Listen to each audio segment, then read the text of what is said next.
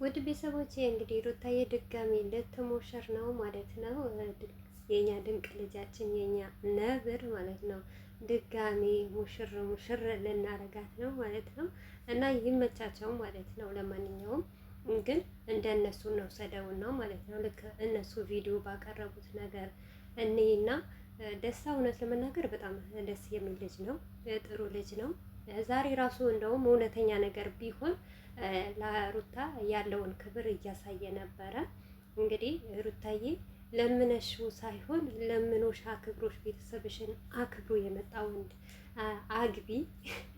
በዚሁ አጋጣሚ እንደናንተ እንበላና ማለት ነው። ግን ምን አለ መሰላችሁ እኔ ከበፊትም ጀምሬ በደስታ የምጠላበት ነገር ቢኖር በቃ የሆነ አለው የሚባል ነገር በጣም ነው የሚያስጠላኝ ማለት ነው። ይሄንንም ስል በጣም ይቅርታ፣ እኔ ደስታን ጠልቼው አይደለም። በቃ ሩታዬን የሚገዛት ፍቅር ነው እንጂ ገንዘብ አይገዛትም ማለት ነው። ሩታ እንደሷ ሆኖ የሚይዛትን ወንድ የሚቻቻል መቻቻል ማለት እንዴት እንደሆነ ታውቃላችሁ? አንዱ ቢያጠፋ አንዱ መቻቻል። ለምሳሌ ደስታ ቢያጠፋ ሩታ መቻል፣ ሩታ ብታጠፋ ደግሞ ደስታ መቻል። በቃ የሆነ በመካከል ባልና ሚስት ሆናችሁ ራሱ የሆነ ነገር በተፈጠረ ሰዓት የሆነ ነገር አለመስራት የሆነ ነገር በቃ እኔ ብድግ ብሎ ልክ እንደ አብርሽ እንዳሆን ማለት ነው። አሁን የሩታና የአብርሽ ትዳር የተበተነው በዚህ ነው ማለት ነው። አብርሽ የሆነ ነገር ከሩታ ጋር ሲጣላ የሆነ ትዕግስት የሚባል ነገር አይማርም፣ ትዕግስት አይኖረውም ማለት ነው። ምክንያቱም በቃ ዘሎ የት ነው የሚሄደው? ሴት ጋር ነው የሚሄደው ማለት ነው። ሩታን በሴት ነው የሚጎዳት፣ በቃ በሴት ነው የሚያሸንፋት ማለት ነው። ሩታዬ አሁን ነው እንጂ ትዕግስት የለመደችው። ያው በፊት የመጡ ሴቶች እንደ ወንድ ተጋፍታ ነበረ ምሸኛቸው ማለት ነው። እና ይሄንን በሰው ልጅ ምንም ነገር አይደለም የሚያስፈልገው፣ ገንዘብ አይደለም። እዚህ ጋር ገንዘብ ማንኛውም ሰው ሰርቶ ያመጣል። እውነት ፍቅር ካለ ሁሉም ነገር አለ ማለት ነው።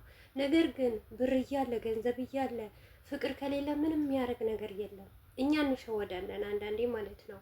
እና በደስታ የምጠላበት ነገር ቢኖር ገንዘብ አለኝ እንደዚህ ነገር የሚባል ነገር ስለ ገንዘብ ባታነሳ ደስ ይለኛል ማለት ነው። ምክንያቱም ሩታዬ እንደዚህ አይደለችም።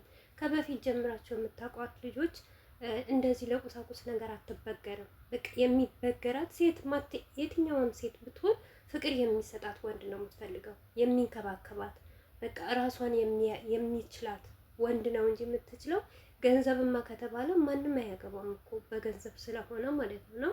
ደስታ ይሄንን ነገር አስተካክል። ገንዘብ አይደለም፣ እንደውም ገንዘብ ለሩታ አያስፈልጋትም።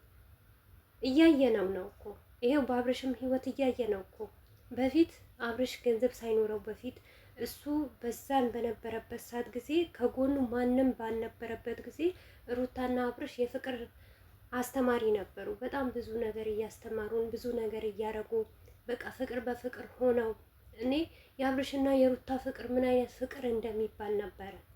ነገር ግን አሁን ገንዘብ ከመጣ በኋላ ንብረት ከመጣ በኋላ ታዋቂ ከሆኑ በኋላ በቃ የተለያየ ሰው ከእናንተ ጋር ልስራ፣ አሰሩኝ፣ አግዙኝ በማለት የአብርሽና የሩታ ህይወት ተበጠበጠ። መጨረሻው ይሄ ነው እና በአብርሽም አይተነዋል። ስለ ገንዘብ ምናምን ባወራው ነው ማለት ነው።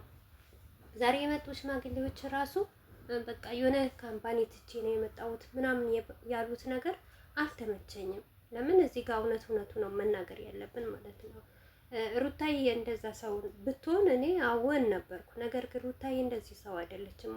ያንን ነገር አይደለም የሚቀሰቅሳት። እንደውም ደስታና ሩታ አብራችሁ ሆናችሁ ራሱ ምንም ነገር ባይኖራችሁ ደስ ይለኛል።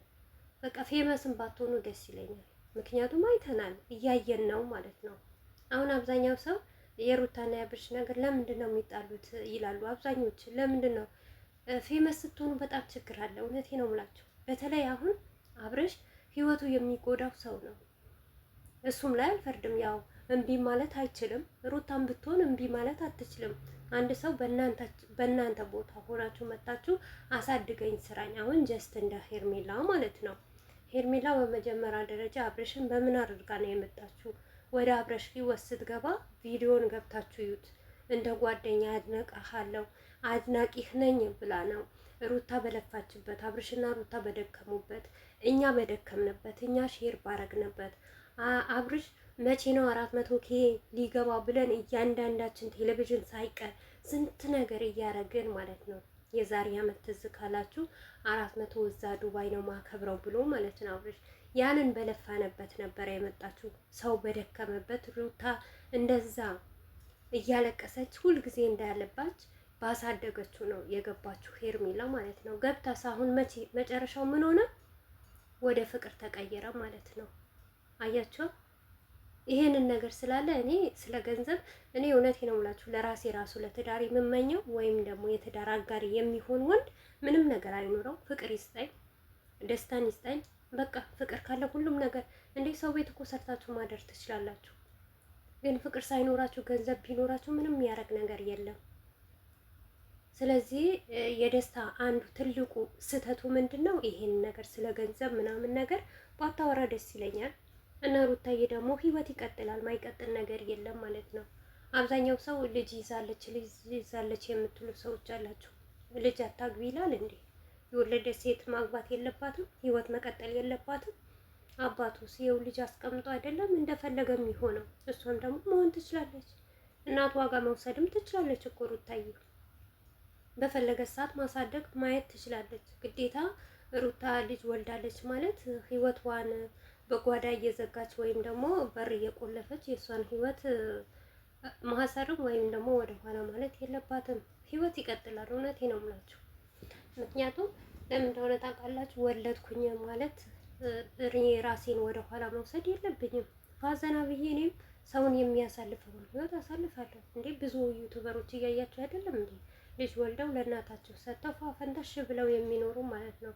አይደለም ሩታ ማንም ይኖራል ማለት ነው። ግን ለሁሉም ነገር ጊዜ ያለው ብላለች ሩታ ቢሆን በጣም ተከራክራለች። እኔ ያልፈለኩት ነገር ብላለች ማለት ነው። ሩታዬ እንደዚህ ነገር አይደለችም። ግን መቻቻል፣ በሁሉም ነገር መቻቻል ያው የመሰለ ነገር የለም። የሰው ልጅ ስለተፋቀረ ወይም ደግሞ ስለተዋደደ አይደለም። አብርሽና ሩታ ያን ጉድ አይታችኋል። የዛሬ 3 አመት አካባቢ ቪዲዮ እስከሚለቁ ነበረ የሚጫንቀን ማለት ነው። እያንዳንዳችን እኔ ትዝ ይለኛል እያየዋቸው ደቂቃ ያልቅብኝ ነበረ።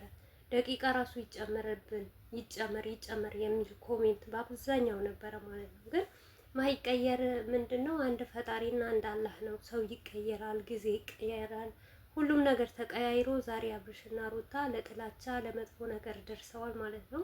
አብርሽም ደግሞ ሩታን ትቶ ለሌላ ሰው አጋዥ ሆነዋል። ለሌላ ሰው ማገዝ፣ ለሌላ ሰው መደገፍ እና ስለ ብሩም ደግሞ ስለ ሀብቱም ያወራሁት በአብርሽ የመጣ ነው ማለት ነው። ሀብት ባይመጣ ኖሮ አብርሽና ሩታ እንደ በፊት ቢሆኑ ታዋቂ ባይሆኑ ማንም ህይወታቸው እየገባ አይበጣበጣቸውም ነበረ። በአብርሽና በሩታ ህይወት ነው ቡታጀራዎች ለራሳቸው እያፈመሱ ለራሳቸው እያደጉ ሉል ያለ አባት እንዲያድግ ወይም ደግሞ ተራርቀው እንዲቀሩ ሆነዋል ማለት ነው።